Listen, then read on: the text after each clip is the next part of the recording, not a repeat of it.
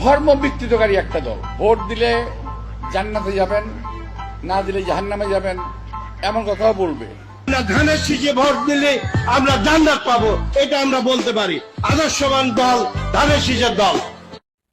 আপনারাই তো দেখলেন আসলে কারা ধর্ম ব্যবসায়ী, কারা ধর্মের দোহাই দিয়ে ভোট চায়।